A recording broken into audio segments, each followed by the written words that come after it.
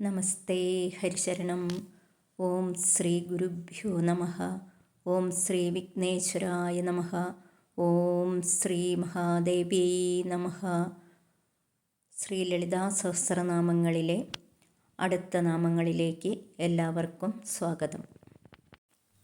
അടുത്ത നാമം യോനിമുദ്ര ത്രിഖണ്ഡേശി ത്രിഗുണാംബ ത്രികോണക അനഘാദ്ഭുതചാരിത്ര വാഞ്ചിതാർത്ഥപ്രദായിനി.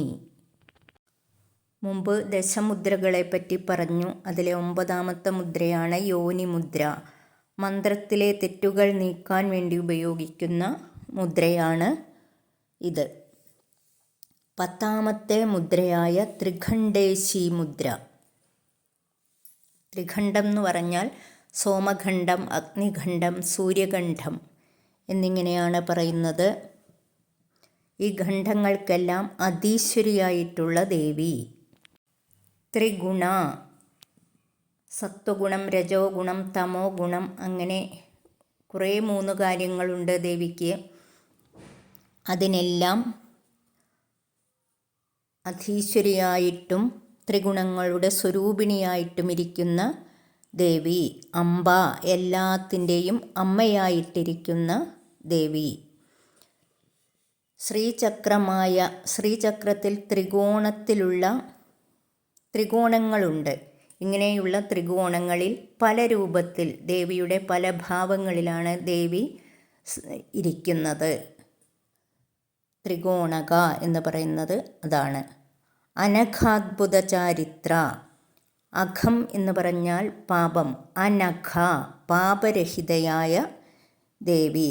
അദ്ഭുത ചാരിത്ര എന്ന് പറഞ്ഞാൽ ദേവിയുടെ വ്രതശുദ്ധി, പാതിവ്രത്യത്തെ പറ്റിയാണ് പറയുന്നത്. ദേവി എപ്പോഴും ദേവനോട് ചേർന്നാണ് ഇരിക്കുന്നത്.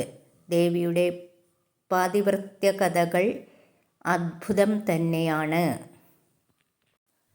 വാഞ്ചിതാർത്ഥപ്രദായിനി എന്ന് പറഞ്ഞാൽ അഭികാമ്യമായ, ഒരു ഭക്തൻ്റെ അഭികാമ്യമായ ഏതാഗ്രഹവും ദേവി പ്രദാനം ചെയ്യും. പക്ഷേ അത് ഹിതമായ കാര്യങ്ങളായിരിക്കണം. നല്ല കാര്യങ്ങളെ ദേവി ചെയ്തു കൊടുക്കുകയുള്ളൂ.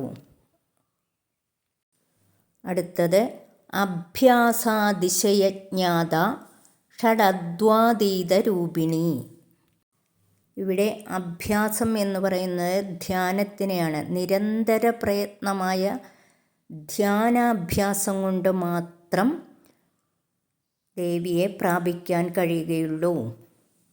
അത്രയും ഭക്തിയോടെ ഭജിക്കണം എന്നർത്ഥം.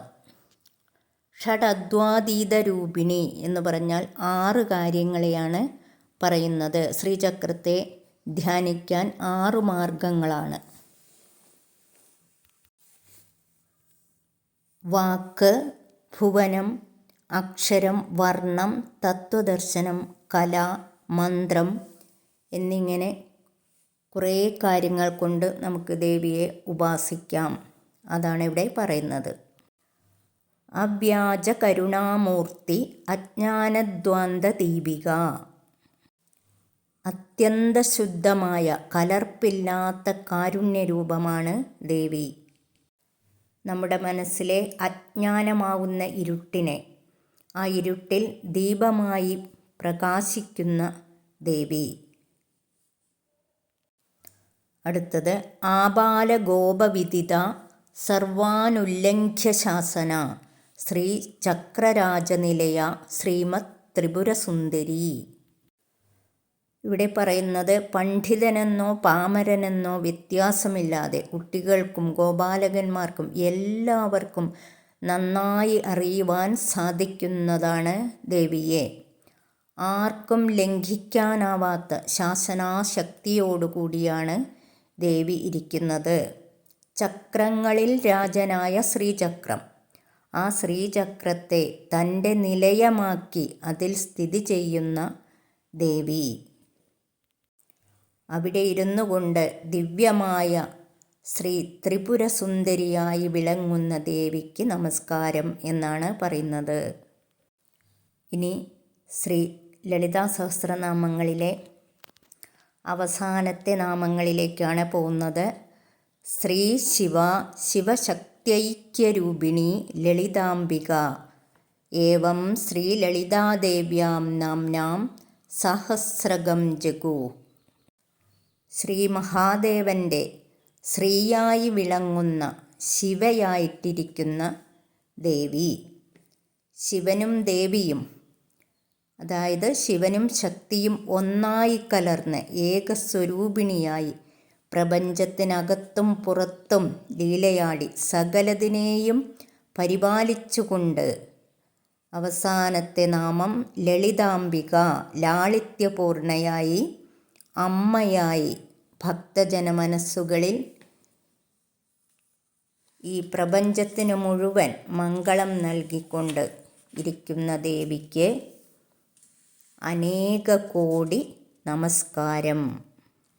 ഇതി ശ്രീലളിതാ സഹസ്രനാമസ്തോത്രം സമ്പൂർണം. ഓം പരാശക്തിയൈ നമഃ. ബ്രഹ്മാണ്ഡപുരാണത്തിൽ ശ്രീ ഹയഗ്രീവൻ അഗസ്ത്യ മഹർഷിക്ക് ഉപദേശിക്കുന്ന ലളിതാ സഹസ്രനാമസ്തോത്രം ഇവിടെ സമ്പൂർണമാവുന്നു.